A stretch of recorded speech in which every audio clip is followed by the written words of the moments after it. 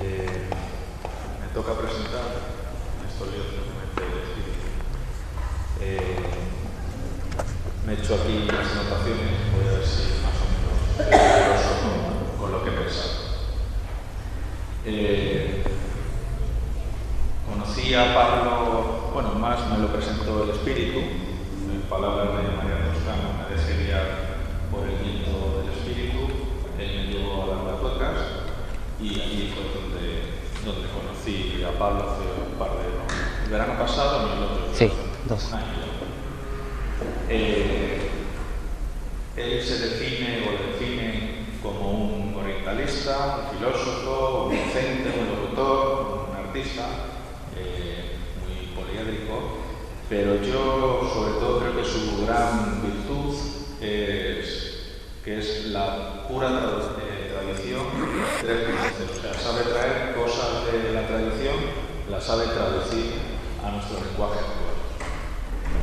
La charla va a versar, el título que tiene son los 10 pasos para la quietud interior. Parece un libro de autoayuda. Es un libro muy antiguo de Calixto Ignacio. Está recogido en la Filocalia, en el cuarto volumen de la Filocalia.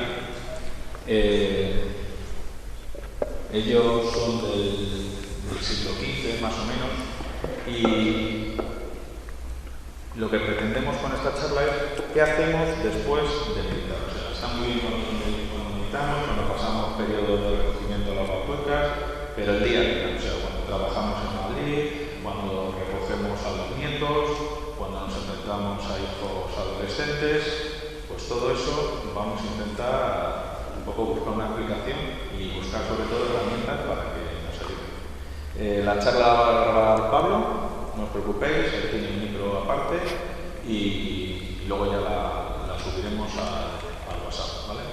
Paso el micro a Pablo. Hola. Bueno, muchas gracias a Marco por un lado por haberme invitado, por confiar en que así como el espíritu lo guió hacia Batuecas y ese día se encontró conmigo en plena montaña, estábamos caminando los dos, paseando por ahí y bueno, él me preguntó si yo hacía cierto programa de radio y resultó que sí. Y a mí me pareció una cosa maravillosa, porque uno cuando hace cosas como un programa de radio online, uno no sabe a quién llega, uno habla así, pero no hay gente delante. Entonces uno sabe que hay muchos oyentes por los números, pero no les ve la cara.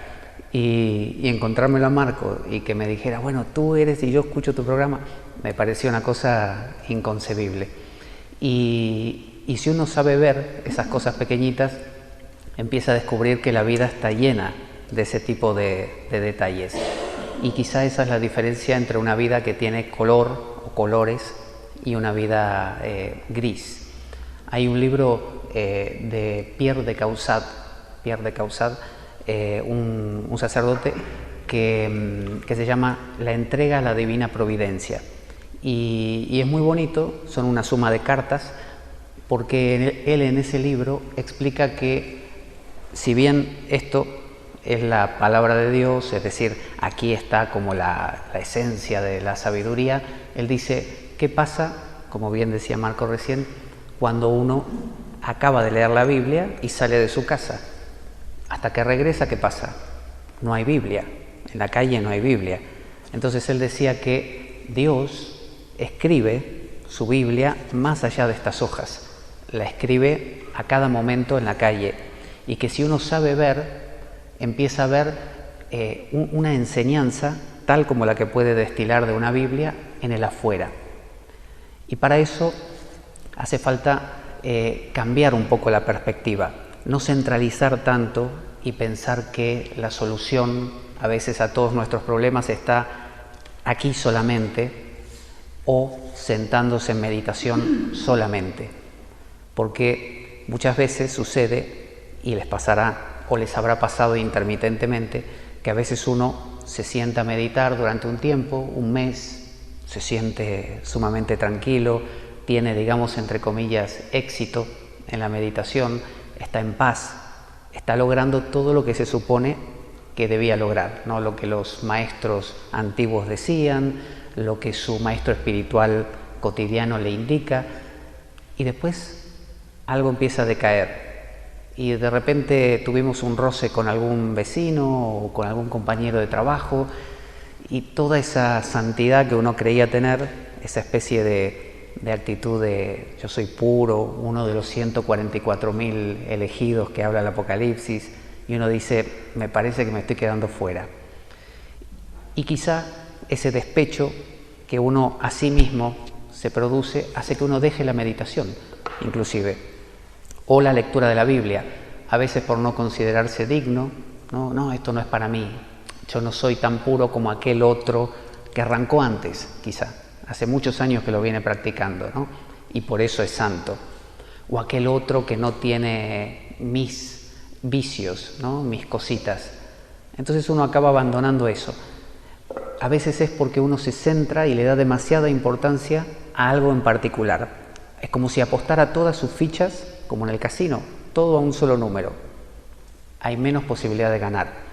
Si usamos el mismo símil del casino, que el juego no es lo mío, pero sé que se hace así, se puede apostar también al color. Entonces ahí se amplía la posibilidad. De la misma manera, si uno empieza a ver en la vida cotidiana a ese Dios que habla, en los otros, en el enfado de los otros, en la palabra pesada que el otro me dice, en la mirada desagradable, en la mano que me dieron muy flojita y me sonó a falso, ¿no? En todo eso uno empieza a decodificar una historia. Si uno lee un libro como este, va a ver que no todo es bonito. Los antiguos profetas la pasaban bastante mal. David, el de los salmos, los famosos salmos atribuidos a David, David metió la pata y muy mal, y muy mal. Si lo leen en la historia del Antiguo Testamento van a ver que se arrepintió y lo pagó muy caro, perdió un hijo por eso. De la misma manera Saúl, el rey Saúl, el que vino antes que él, también metió la pata. Los profetas, Elías, Isaías, no tenían una vida que era la mar de bonita o de llevadera, era difícil. A Jonás lo llamó Dios para que fuera a predicar a Nínive y es lo último que él quería. Entonces Dios, obviamente, para convencerlo, entre comillas, hizo que se lo comiera un pez durante 3 días. Ahí adentro él se ve que reflexionó, sacó sus conclusiones y cuando salió Dios le preguntó, ¿ahora? Y él dijo, sí, ¿no?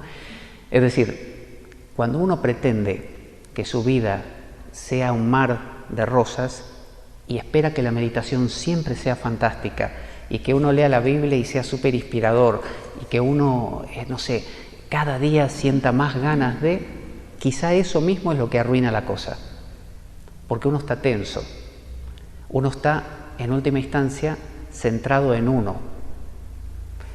Hay una mujer, entre las varias que estuvieron en campos de concentración en Auschwitz, ¿no? En Alemania, una de ellas, Simone Weil, no estuvo, Edith Stein y Etty Hillesum, que es esta de la que quería hablar, que llegaron a la conclusión, estando en esos ámbitos, de que Dios necesita ayuda. Dios necesita ayuda. No que Dios me tiene que ayudar a mí, yo lo tengo que ayudar a Él. Es algo bastante radical, es diferente a lo que pensamos. Siempre pedimos, dame paz en la meditación, ¿no? Justamente ese es el tema de lo que vamos a hablar, que es el libro del que sacamos este decálogo, de estos 10 pasos de la paz interior.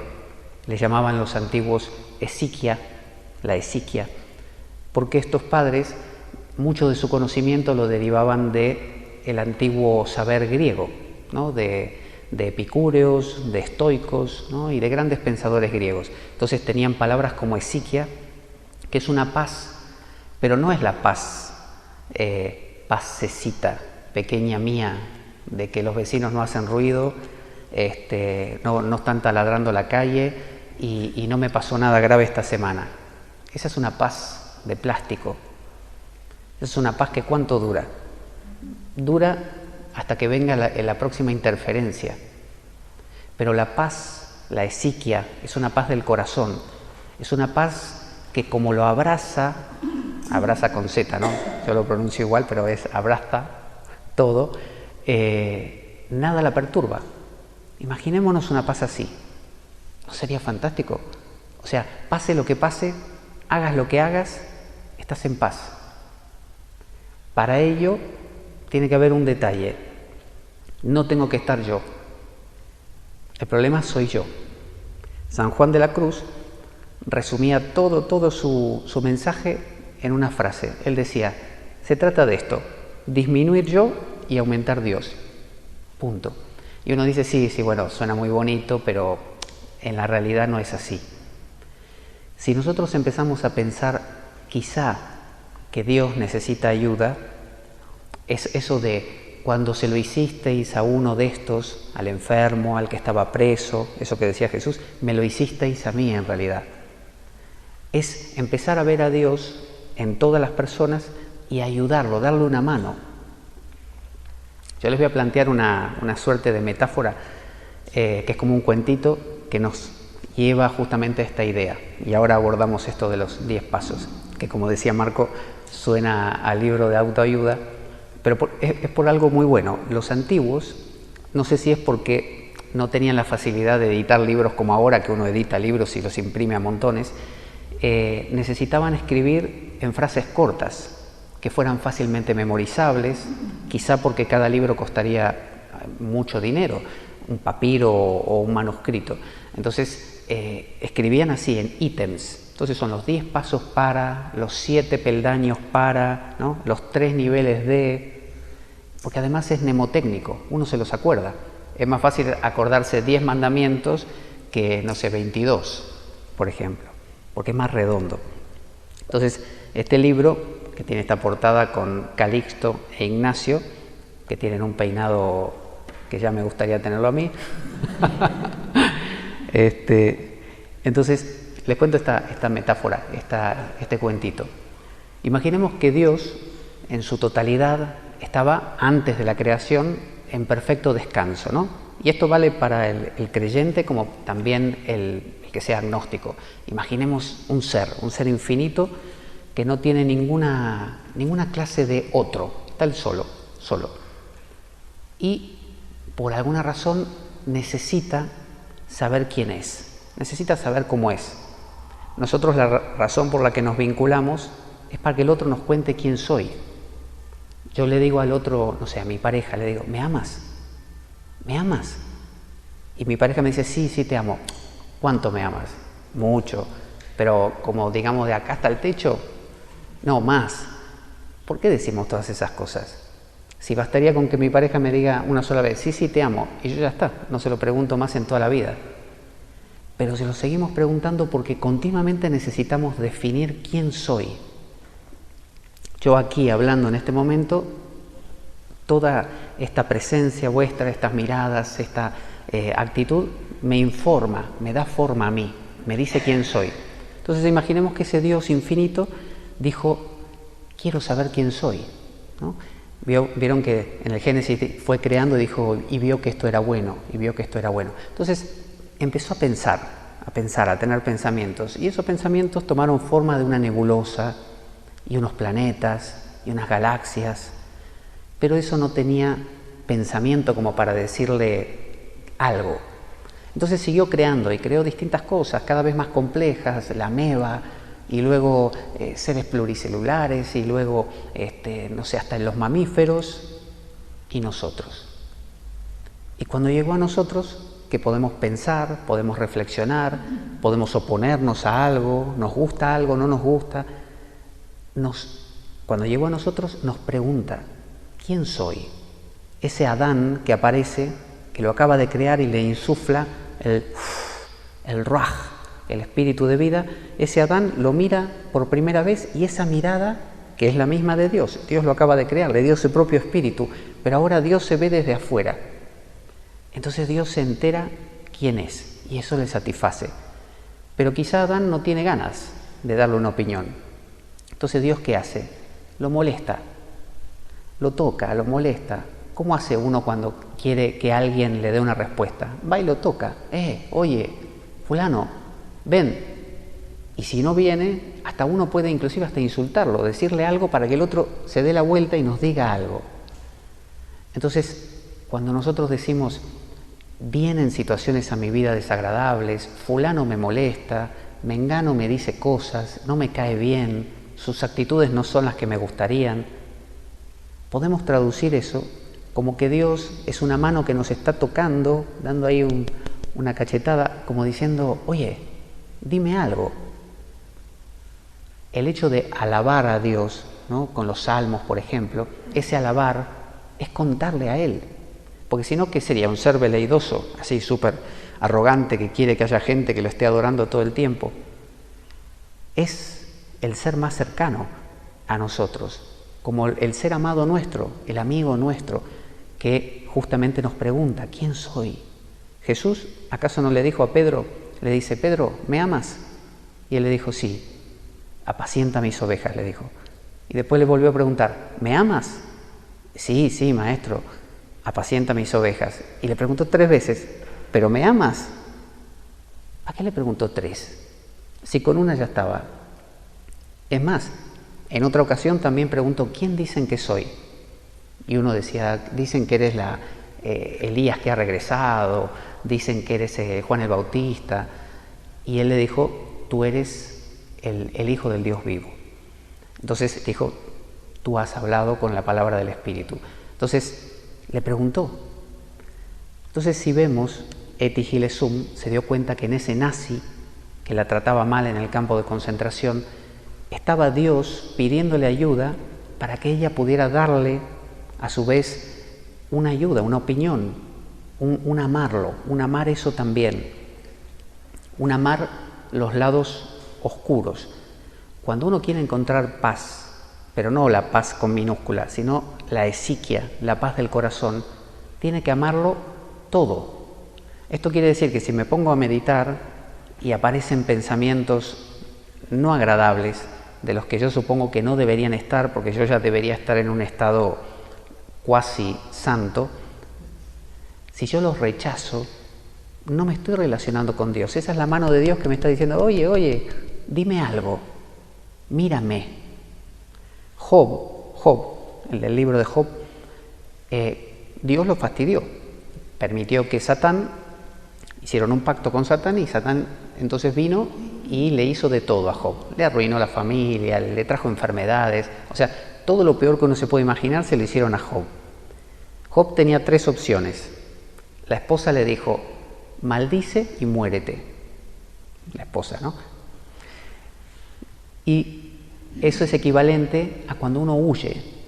Si yo tengo un pensamiento en esta meditación que me perturba y digo, basta de esta meditación, no sirve para nada, yo no estoy para esto, uno huye. O la persona que me viene a molestar o me viene a fastidiar a mi vida y constantemente me fastidia, me molesta, y yo huyo, desaparezco de ese sitio, no estoy más frente a la persona, no quiero encontrarme con ella. Lo que estoy haciendo es lo que la esposa de Job le dijo, huye. Si hago eso, jamás veo a mi prójimo y a Dios en ese prójimo. Luego estaban los amigos de Job. Los amigos le dijeron, no, ¿sabes qué? Tú habrás metido la pata alguna vez y por eso Dios te mandó todo esto. Entonces, esa es otra actitud que solemos tomar. Es, bueno, si yo me distraigo mucho en la meditación, debe ser porque mis pensamientos están agitados, porque yo he tenido la culpa, porque yo hice tal cosa, y yo. Imaginemos que un ser querido nuestro, un niño, un hijo, se agarra el dedo con la puerta y viene y nos grita, mamá o papá, me agarra el dedo, y uno dice, no, eso es culpa mía, eso porque yo te dejé ahí. ¿Le estaríamos prestando atención al niño y ayudándolo? No. ¿En quién estamos centrados en ese momento? ¿Qué les parece? En ese yo, que San Juan de la Cruz dice que se debe disminuir. Entonces, si yo quiero ver al que tengo delante y ayudarlo como a ese hijo que clama, lo que tengo que hacer es no centrarme en mí, ni en por qué esto sucedió y darme una explicación complejísima. no, esto que me está pasando pertenece al nivel 3 del avance espiritual, porque yo debo estar todavía en ese... No, ¿qué está pasando? Ese pensamiento, lo miro. Cuando Job acabó el libro, y con esto les hago spoiler del libro, les arruino el final, Job le dice a Dios, le dice, antes te conocía de oídas, pero ahora te he visto, como diciendo, ahora por fin me tomé el trabajo de mirarte. Ni huí, ni me empecé a hablar a mí mismo diciendo, ¿por qué me pasa esto? Esto debe ser por mi karma, esto debe ser porque yo en una vida anterior hice tal cosa. No, es la persona. Si yo tengo mi esposa, por ejemplo, y tenemos una discusión y yo me pongo a pensar, no, será porque en otra vida yo debo haber hecho esto y por eso me merezco y por eso me pasa. No, tengo que mirarla y escucharla y ver qué me está diciendo y enterarme ahí y nada más. No es que yo tenga que resolver nada, porque si no entro de nuevo en yo. Porque si no uno dice, bueno, ya está, observé los pensamientos negativos que me vinieron en la meditación, ¿ahora qué hago? No, no es hacer, es ser. Y si ese ser es que vengan pensamientos de los que llamamos desagradables, vieron que a veces uno dice, estuve 1 hora sentado y la mente no paró, estuvo de un lado para el otro, de un lado para el otro, de un lado para el otro.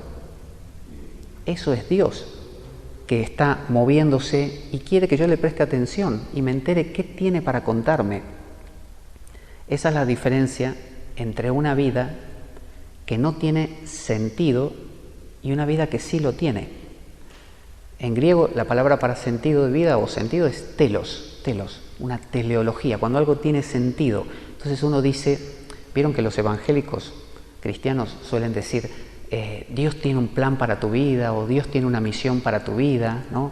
Acércate a Jesús y descubrirás qué plan tiene para ti. Imagínense qué interesante ser una especie de, entre comillas, misionero, o sea, tener una misión, la misión de ayudar a Dios en todo momento y en todo sitio, y quien quiera que se me presente, pero no solo afuera, porque uno puede hasta acostumbrarse a eso y bueno, vale, a ver, te miro, me cuentas lo que te pasa, te escucho, pero con uno a veces no tiene paciencia uno. El peor verdugo para uno mismo es uno mismo.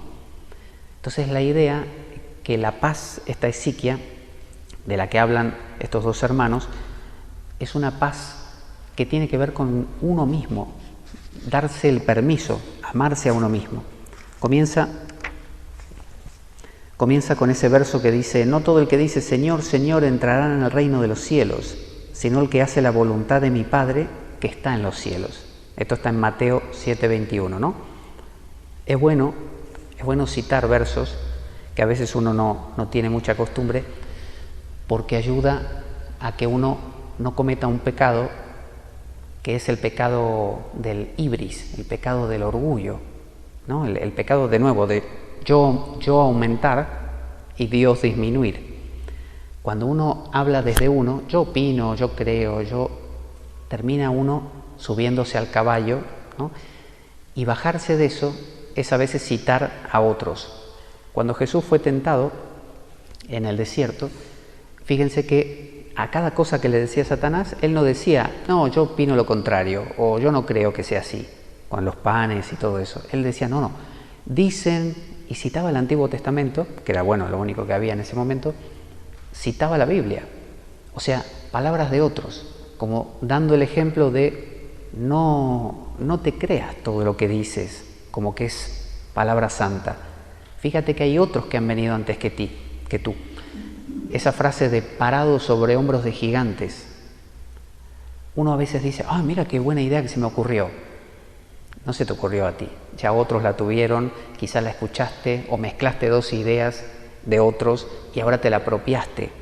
No, lo que yo estoy diciendo aquí no es mío, es una recopilación de un montón de cosas con una pizquita pequeña de reflexión entre todo, un pegamento mío, pero muy pequeñito.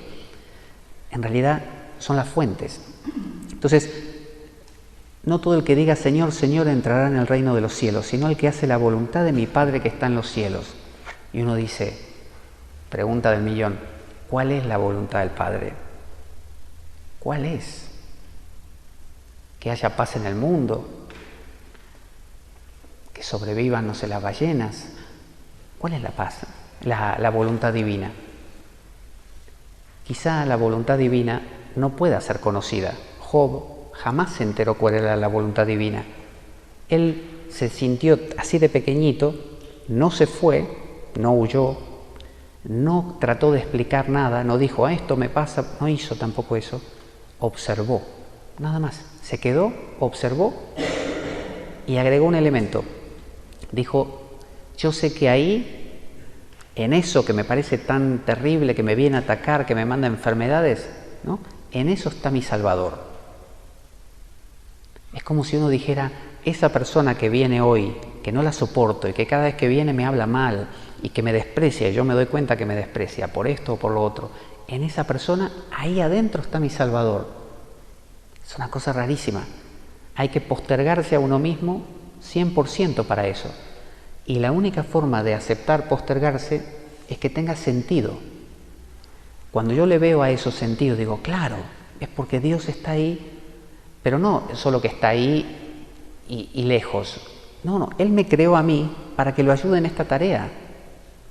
Y cada uno de nosotros son ojos que están mirando la obra de Dios en todos los demás y ayudándole a Dios a darse cuenta qué es, cómo es, ¿no? Somos ese Adán y Eva que miran a ese Dios y le devuelven una imagen.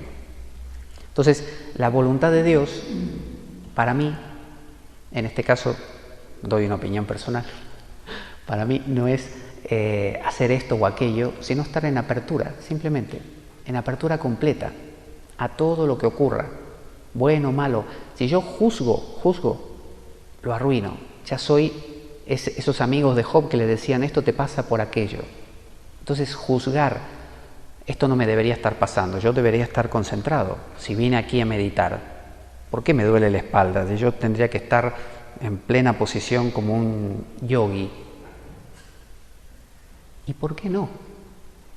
¿Por qué no? Quizá, como decía Pierre de Caussade, la vida entera sea un libro abierto en el que Dios va escribiendo y va contando cosas que si las juzgamos metemos la pata porque somos demasiado pequeños. ¿Cómo vamos a interpretar, ¿no? Eso? Pero sí podemos verlo. Él lo pone para que lo veamos. Listo, verlo. Ese ver sana.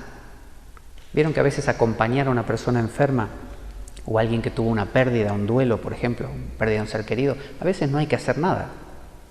¿Vieron que a veces uno quiere ayudar más y dice, bueno, no te preocupes porque esto, yo sé que con el tiempo se sana? A veces vale más estar, simplemente estar, abrazar, mirar, estar.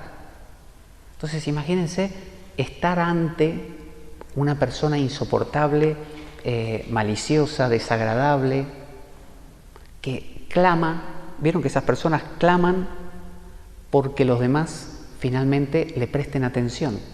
Porque necesitan saber hasta dónde se excedieron, quiénes son. ¿Por qué molesta un niño a otro? Porque necesita. ¿Vieron que los niños juegan un juego que es el a que no? A que no saltas ese pozo, a que no corres más rápido que aquello, a que no sostienes esto en la mano durante tanto tiempo, a que no. ¿Por qué? Porque necesitan saber dónde acaba su límite, hasta dónde pueden hacerlo. Entonces, imaginemos que Dios, que es ilimitado, quiere que le contemos qué vemos, como si fuéramos informadores. De hecho es eso, darle forma, informadores de Dios. Alguno dirá como co-creador, pero no, porque eso sería erigirse, sino observarlo.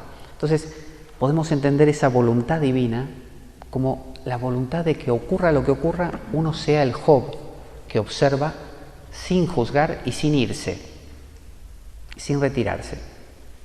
Es difícil, porque cuando viene alguien que tiene un carácter bastante fuerte, a uno le toca la cosa de que ¿qué se cree? ¿Por qué a mí? ¿No? A mí no me va a hacer esto. Yo voy a reaccionar. Y si yo reacciono a lo bestia, tanto como el otro, ninguno de los dos tenemos nuestros límites, no nos conocemos. Entonces quizá nos trencemos en una discusión eterna y nos matemos hasta que finalmente alguno se dé cuenta hasta dónde podía llegar. Entonces dice, no todo el que dice Señor, Señor entrará en el reino de los cielos, sino el que hace la voluntad de mi Padre. Fijémonos la primera parte, no todo el que dice Señor, Señor, no todo el que pide. Uno se sienta a meditar y está exigiendo, yo quiero paz, yo vine aquí para encontrar paz, y si a mí no me dan la paz, me voy y no vuelvo más, ¿no? ¿Vieron eso de que yo me voy a poner a meditar y le digo a Dios, mira, te doy un mes, como mucho 2, si en 2 meses no me das algo así como sustancioso que yo diga, esto vale la pena, yo cambio de táctica, porque caemos en la técnica. La técnica es algo muerto. ¿Vieron la diferencia entre técnica y arte? La técnica se enseña. Yo puedo enseñarle a alguien a hacer esa mesa, si supiera hacerla, ¿no? Le enseño a alguien a hacer la mesa. Pero el arte de hacer esa mesa, que la embellece, más allá de poner 4 patas y una tapa arriba, el arte no se puede transmitir. El arte no se transmite, el arte sale de dentro hacia afuera, la técnica sí.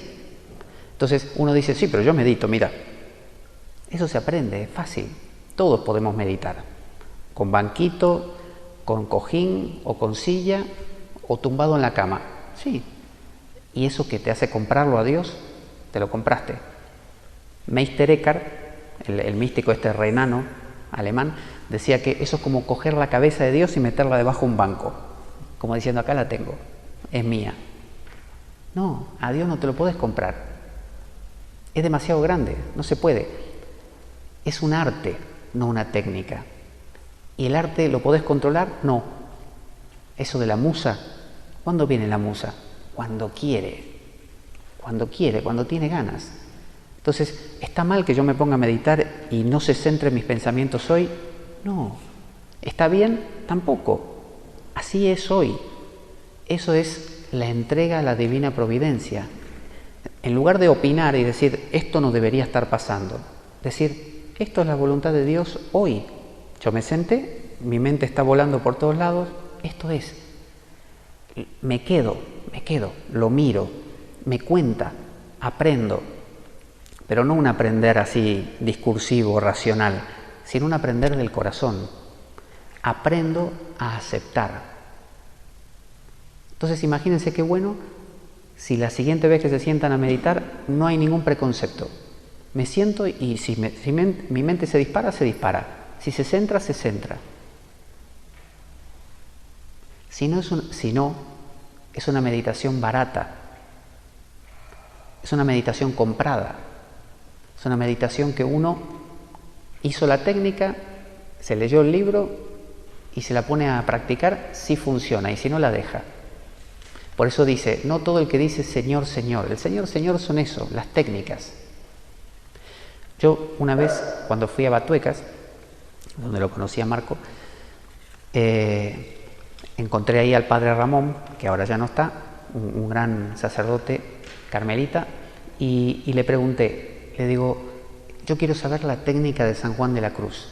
Yo había leído los libros de San Juan de la Cruz, o los poemas y los escritos, y yo decía, este tipo, San Juan de la Cruz, era un grande, era obvio, ¿no? Por cómo escribía y todo. Yo digo, yo quiero eso. Entonces, denme la escalera, ¿cómo subo hasta ahí? Entonces yo le dije al padre Ramón, ¿cuál es la técnica? Esperando que me dijera, bueno, sentarse así, contar tantas respiraciones, recitar tal oración al principio. Y me dijo, no hay técnica. Entonces yo, acostumbrado a que había técnica para todo, le digo, pero ¿y cómo se hace entonces? Me dijo, no, es todo un modo de vida. Todo un modo de vida. ¿No les ha pasado alguna vez de conocer a una persona que dice que mañana va a inscribirse en tal cosa, apuntarse en tal cosa o cambiar su vida? Por ejemplo, alguien que diga, mañana entro al ejército. Y uno dice, pero si nunca tocaste un arma en tu vida, no te gustan las películas de guerra, ¿cómo que mañana entras al ejército? Si sos el tipo más tranquilo del mundo, sos un hippie, ¿cómo que al ejército? Sí, a mí me interesa. ¿Uno confiaría en eso? ¿Cuánta vida le puede dar uno a ese proyecto? Poca. Gente que dice, me voy a hacer monje Y uno dice, pero si es un libertino, hasta hoy está de juerga, no puede hacerse monje, si se hace no va a durar nada. Si yo me siento a meditar y el resto de mi semana o día hago completamente lo opuesto, o parcialmente lo opuesto, mi meditación no va a calar, no va a servir, le falta inercia. Estos hombres, los de la Filocalia, los primeros padres de la iglesia famosos, San Antonio el Abad, todos esos, eran, como se dice, full time, eran todo el día. Y uno dice, bueno, pero yo tengo mi trabajo, tengo mi familia, no me voy a poner todo el día a andar con el rosario y haciendo... Son opciones. No quiere decir que uno esté en su casa enclavado rezando el rosario el día entero. No, si uno va en el metro, uno puede tener una lectura, en lugar de estar, no sé, con el WhatsApp, puede tener una lectura profunda. Luego va caminando y puede estar oyendo un podcast que hablan de temas, ¿no?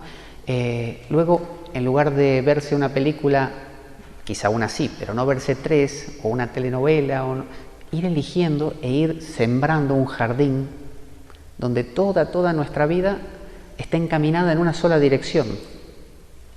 Ahí esa esiquia realmente funciona. De lo contrario, uno simplemente va a tener la expectativa, la fantasía de que funcione y se va a quejar después de que no le funciona y dice, pero si yo estoy haciendo lo que tengo que hacer, el banquito, la meditación, todos los días religiosamente me siento una sentada, no sé, de 40 minutos y otra a la tarde de otros 40 o más todavía y no funciona, no me siento mejor, me siento estancado, hace un montón de tiempo que estoy igual. ¿Y el resto de tu vida qué haces? ¿Qué películas ves? ¿De qué hablas con tus amigos o tus amigas? ¿No? ¿Qué pensamientos tienes? ¿Cómo te mueves? En la regla monástica de San Benito, y también, bueno, la de San Bruno, la de los cartujos más todavía, dicen que uno, por ejemplo, para abrir una puerta, la tiene que abrir así, con tanta suavidad que no se oiga. Vieron que hay gente que abre, ¡brum!, ¿no? A lo bestia, que el pestillo golpea.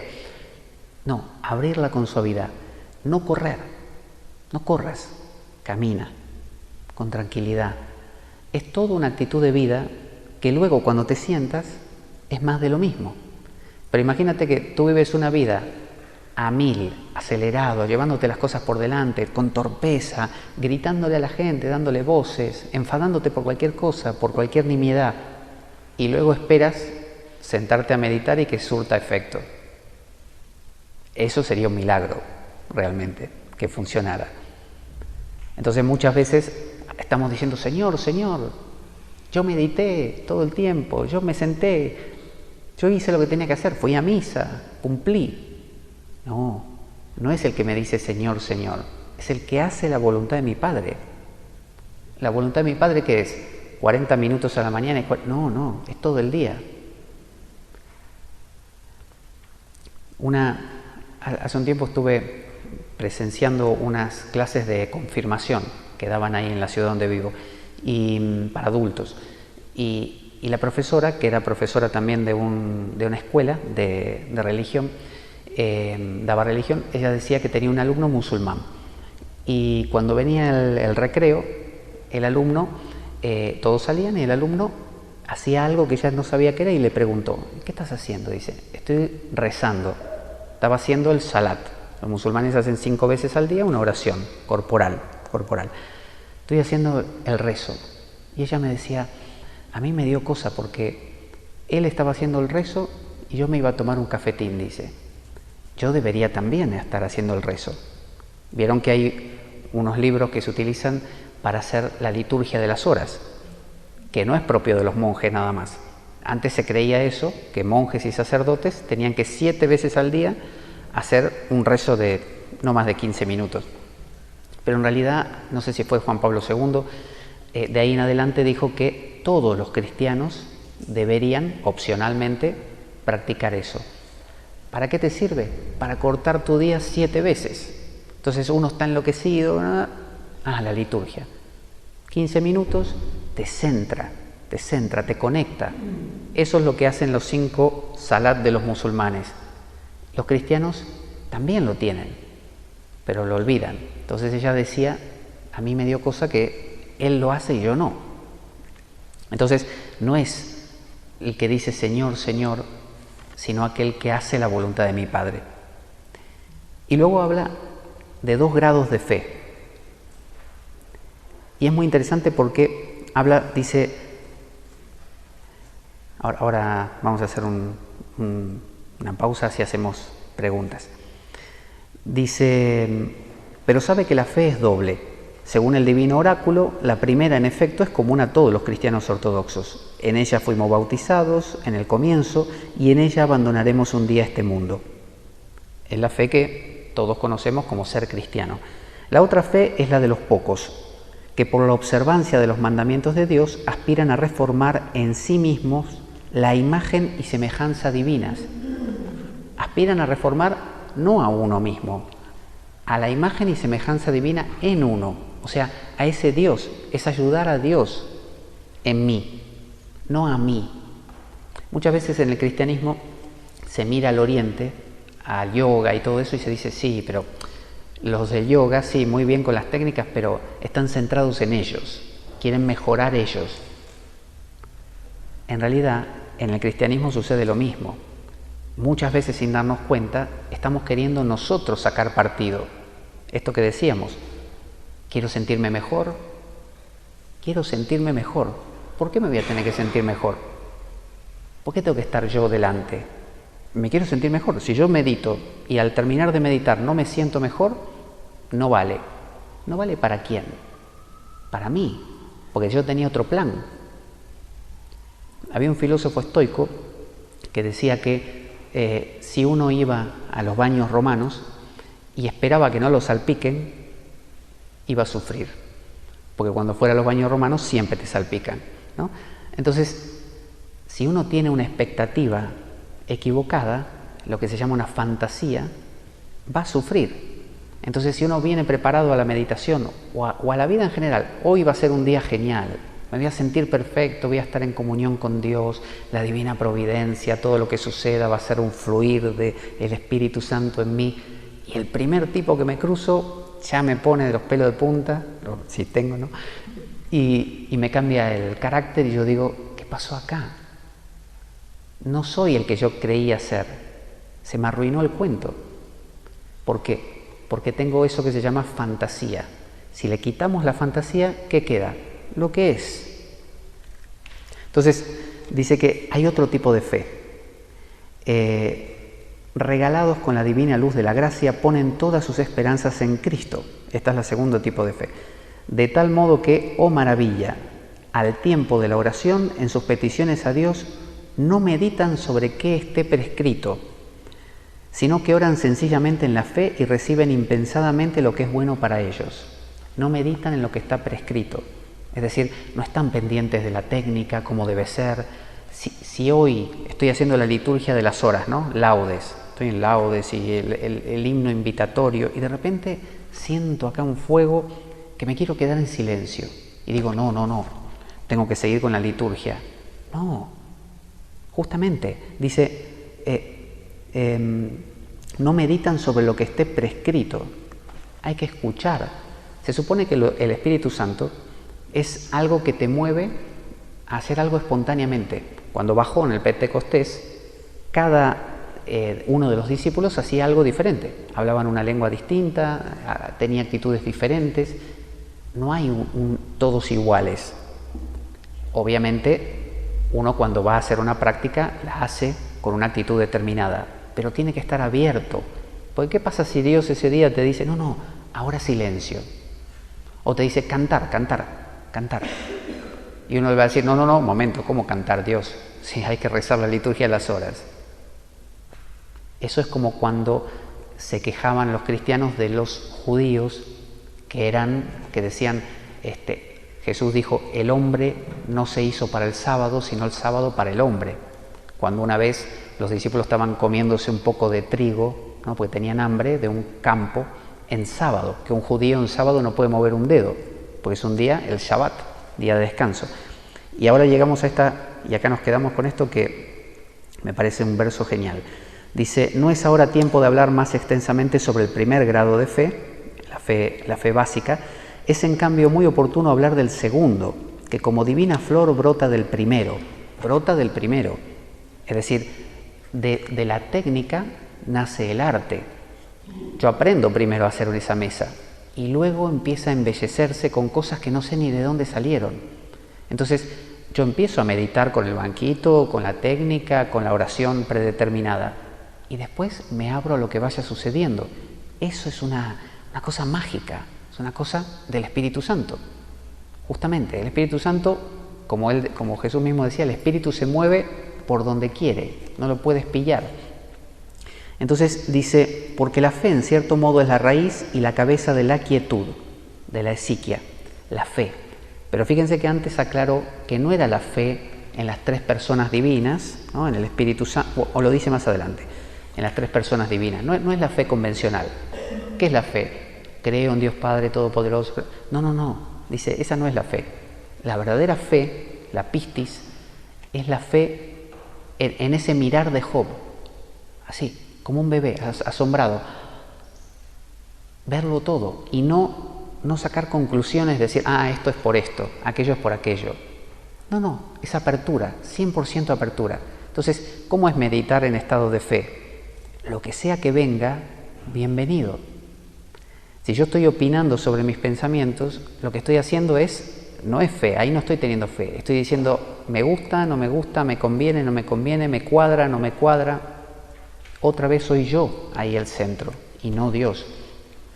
Y cita un verso, que es este que yo quería mostrarles, dice que es un verso de un salmo de David, el Salmo 116, verso 10, y lo tenemos. Salmo, me voy a poner las gafas, sin esto. Salmo 116, verso 10. Dice, los salmos se le atribuyen a David, aunque en realidad no los escribió todos él. Dice, tengo fe aun cuando digo, mira que soy desdichado. Tengo fe aun cuando digo, mira que soy desdichado. Normalmente uno dice, no tengo más fe porque la vida me va mal y no me salió como yo quería. Acá David está diciendo, aunque me mandes lo peor, aunque me sienta a meditar y no me aparezca ni un ápice de paz, yo, dice, tengo fe igual, aunque digan, mira que soy desdichado. Ser desdichado, por ejemplo, imagínense que uno tiene fobia, angustia, una angustia que te dura 6 meses, ¿no? Crisis existencial, crisis de pareja, ¿no? Crisis de fe. Santa Teresita de Lisieux, por ejemplo, tenía poco antes de morir un descreimiento total en las ideas del más allá, estas ideas de divinidad, de ángeles que la iban a venir a buscar. Estaba totalmente descreída de todo eso. Y sin embargo, en sus poemas escribía de que ella sentía pétalos de rosa que venían, ¿no? Y le caían sobre su cama cuando estaba muriendo creo que era tuberculosis. Es decir, esa capacidad de que tenés lo peor, te está pasando lo peor y aún así tenés fe. O sea, no una fe que venga porque te salgan bien las cosas, sino fe como apertura a todo lo que ocurra. Eso genera la esiquia, la verdadera paz. Una paz que no la conmueve nada. Yo siempre pienso que el lugar mayor de prueba para una situación así, más allá de un Auschwitz, que obviamente ese debería ser el peor, será la cárcel. Si a cualquiera de nosotros mañana nos meten en una cárcel, es el lugar donde te encontrás con todo lo peor y todo junto. Si ahí podés mantener la esiquia, la calma y la paz, eso es una verdadera paz. Entonces a veces yo hago ese ejercicio mental. ¿Cómo sería, cómo esta paz que estoy sintiendo en este momento, me valdría ahí? Y si la respuesta es no, digo, esta paz no me sirve entonces. Tiene que ser una paz que pase lo que pase, ahí esté. Cuando hablamos de un santo, siempre tenemos esa idea de un tipo que le pueden hacer de todo, ¿no? San Francisco de Asís, en las florecillas de San Francisco, tiene una parte donde pone la perfecta alegría. y habla de que le va contando al hermano León, que va atrás de él, le va diciendo, si nos pegan al llegar a ese sitio, a un monasterio, si sale el guardián de la puerta y nos pega con un palo nudoso, y pese a que le decimos que somos frailes de la orden menor, y nos pega igual, y nos deja bajo la lluvia, muertos de hambre y calados de frío, eso, hermano León, es la perfecta alegría. Eso, ni más ni menos. O sea, no dice, bueno, si nos va bien, si nos reciben, si nos hablan un poco mal, pero después nos dan algo calentito para tomar. No, no, si nos pegan. Entonces, si te pueden hacer eso e igual estás bien, es porque no estás centrado en ti mismo, sino en aquel otro, en Dios, en lo que te presente. No es fácil, obviamente. De eso se trata la práctica, lo que llamaban los antiguos la ascesis, ¿no? La práctica de purificación, la catarsis, la purificación. Pero sin eso, yo por ejemplo, una paz pequeñita no me vale, no me vale. Si queréis, son 10 pasos para la ezequia, pero recién vimos uno solo, así que en otra ocasión vemos los otros 9. Si queréis hacer alguna pregunta o comentario o contradecir lo que dije, está todo bien, no hay problema. Con libertad, lo que queráis. Opiniones también. Lo de dejar las distracciones, pensar que las distracciones son Dios, a mí me resulta un poco muy ámbito, porque nosotros, supone, cuando estamos meditando tratamos de mantener el centro.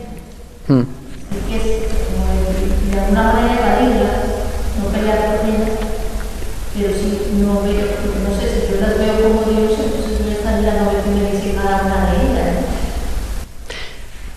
No se trata de que mires a cada una de ellas pensando, diciendo, ¿viste lo que decíamos de Job? No es que Job al final le dijo a Dios, ahora te entendí. No, dice, ahora mis ojos te han visto. Solamente eso, visto. Entonces, se trata de que las veas, porque si las miras con los ojos de, yo esto no lo quiero, quiero el silencio, lo que acabas haciendo es deteniéndote eternamente con esas cosas intermedias, porque te estás peleando con lo que te separa de lo que quieres. Jesús, que era judío, vivía en un marco muy humano. Jesús iba a las bodas de Caná, Jesús comía con los amigos en casas de gente a veces de una reputación media rara. No era una persona que estuviera todo el día meditando. Si uno lee la Biblia, o por ejemplo el Nuevo Testamento, no encuentra una única enseñanza que Jesús haya dicho, muchachos, el tema es meditar, así que se sientan, silencio y punto. No, era caminar, era predicar, era sacar demonios, era curar gente, era una boda donde bailaba, y luego también momentos de meditación, donde él iba al monte a meditar o se apartaba. Por eso digo, si solo buscamos el silencio, a veces es un acto muy egoísta. Uno tiene que preguntarse, ¿para qué lo busco? ¿Para Dios realmente? ¿O es que yo quiero estar en paz? Porque si uno se lo pregunta también, el querer estar en paz, valdría más morir. Porque si yo muero ahora mismo, estoy en paz. ¿Por qué vivir? O sea, ¿para qué todo este despliegue de la vida? Se entiende que el cristianismo y todas las religiones profundas hablan de como una especie de antropología, como que el antropos, el hombre, es importante. ¿Por qué estamos nosotros? ¿Para qué? ¿Para qué toda esta variedad? Sería más fácil decir, nos apagamos así y quedamos como una especie de ser catatónico. Quizá el silencio sí que es importante como una manera de ver la profundidad eterna de la divinidad y luego regresar a la vida cotidiana con ese perfume. Pero si el verlo tiene como fin que yo esté bien y conseguir lo que quiero, yo creo que eso a la larga hace agua. A veces es un poco como cuando uno pierde las llaves. Pero dice, ¿dónde las puse? ¿Dónde las puse? ¿Dónde las puse? Y se la pasa buscando y se enfada. ¿Dónde las puse? Bueno, al final dice, más sí, las perdí. Y ahí las encuentra. a veces es soltarlo todo, aún el ansia de la paz. Cuando fue a Jesús ese chico que le dijo, yo quiero seguirte. Le dice, bueno, ¿has cumplido los mandamientos? Sí, los cumplí desde pequeño. Bueno, vende todo lo que tienes, regálase a los pobres, carga tu cruz y sígueme. Y él dijo, no. Entonces, ¿uno está dispuesto a soltar la paz? Yo creo que eso es una cosa como extrañísima, es decir, me voy a quedar sin nada, lo voy a dar todo, y en ese dar todo, quizá me encuentre, pero no lo sé tampoco. Sí, dime. Nada, yo ahora decirte que en algún momento que te he escuchado en Leimos, me ha ayudado la meditación porque yo no me permitía no hacerlo bien. Y tú hablas de cambiar los estadios y quedarte en nada, cuando cambias una marcha que de primera a segunda no estás ni en primera ni en segunda. Entonces, gracias a ti, eso de estar en Babia o estar en el limbo, lo llevo muy bien. Bueno, me alegro mucho. Repito, no es gracias a mí, sino que lo que yo hablo es gente que ha escrito y pensado sobre esto y sentido. Muy bien. ¿Alguien más? Mira, yo te quería preguntar, ¿tú no piensas que, bueno, estamos en un marco bastante cristiano, pero hay bastantes teorías que dicen que Jesucristo aprendió todas las prácticas de meditación en la India? Es decir, que viajó a la India y luego, bueno, tú sabes bastante también de orientalismo. Entonces, esas posturas de lo que es entrar en una meditación profunda, los sitúes saben muy bien, entrar en esa lateral de conciencia, los yogis también son tremendos y se Isvara. Entonces, pienso que ahí hay una unión que a lo mejor era una persona más allá, profeta, más profundo, pero esa es la verdadera meditación viene de Oriente. Yo creo que la meditación es propia del ser humano en todas partes, porque es una inquietud humana, así como todos tenemos en general una cabeza, dos brazos, dos piernas, y cuando creamos una herramienta tiene que ver con cómo agarramos o cogemos con la mano y demás. De la misma manera, todos en algún momento, el ser humano ha sentido que algo se le escapa. La misma psicología moderna siente que hay un inconsciente, como que hay algo que me hace que hoy me levanté enfadado y no sé por qué, ¿no? Entonces, esa sensación de trascendencia yo creo que es propia de todas las culturas. Y luego viene la intención de acercarse a eso, para ver qué es, para comprenderlo. Entonces, ahí viene la meditación. En la época de Jesús, yo no sé si estuvo en la India verdaderamente, no lo sé, pero en la época de Jesús ocurrió un fenómeno que era el Imperio Romano, previamente Alejandro Magno, que había unificado mucho la zona, y después el Imperio Romano más todavía. Entonces había griegos, había egipcios, ¿no? Gente de África, había hindúes también, estaban esas rutas comerciales. Entonces era muy normal que hubiera mezclas de ideas, ¿no? El cristianismo luego se helenizó, se volvió mucho más griego a partir de Pablo de Tarso, de San Pablo. Entonces hay influencias cruzadas. Yo no sé si Jesús estuvo realmente en la India, eso no lo sabría decir.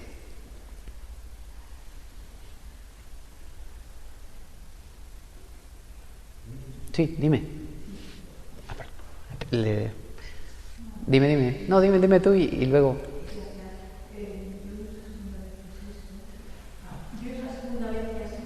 Sí. Pero estoy maravillada porque a través de estas palabras que acabo de escuchar me quedo mucho más tranquila, porque a mí Sandra viene tal durante todo el día y cuando intento sentarme más todavía. Pero sus palabras me han tranquilizado porque sabiendo que Dios está conmigo en ese momento, de ahora en adelante me voy a tranquilizar más. E incluso ahora que está en mi mente para ir para acá, pues me da cierta tranquilidad el hecho de saber. Pues me alegra mucho porque el propósito de estar aquí se cumple con eso. Sí, gracias. Sí. primer lugar, la organización del acto, porque me parece que las actividades son extraordinarias. En segundo, agradecer a ti tu charla, porque es una charla muy interesante, con un lenguaje muy cercano y tocándolo los temas de una manera muy profunda, con un lenguaje cercano. A mí me ha resonado bastante y me quedo con lo que has dicho de la técnica y el arte, que es algo que aquí nosotros también lo entendemos así. La meditación es como un signo deportivo, es el entrenamiento. Tú, si quieres correr 100 metros en 2 segundos, no lo puedes hacer en 2 días ni con la cabeza, vas a romper varios tendones. Tienes que practicar mucho, tienes que practicar la meditación. En nuestro caso es una técnica que te ayuda a acercarte al silencio, te ayuda a acercarte a la quietud y te ayuda a reconocer pues una serie de temas que nosotros tratamos como predisposiciones en el que aceptar el sufrimiento, aceptar la mujer, te va a poner a que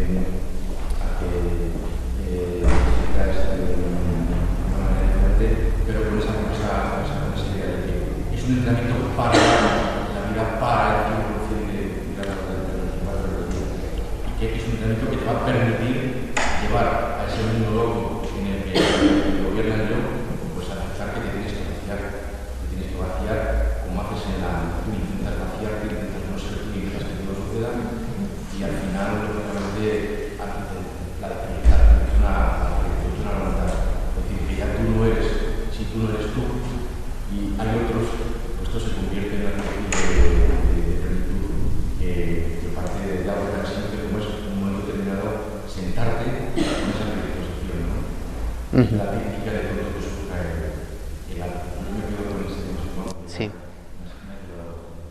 Sí, de acuerdo.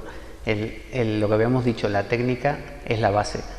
Pero así como un entrenador, cuando coge a un deportista, por ejemplo, el coach, el entrenador, lo que hace es mirarlo y descubrir cuáles son las particularidades personales de ese ser humano que potenciándolas podría lograr algo extraordinario. Y eso lo diferencia de todos los demás deportistas.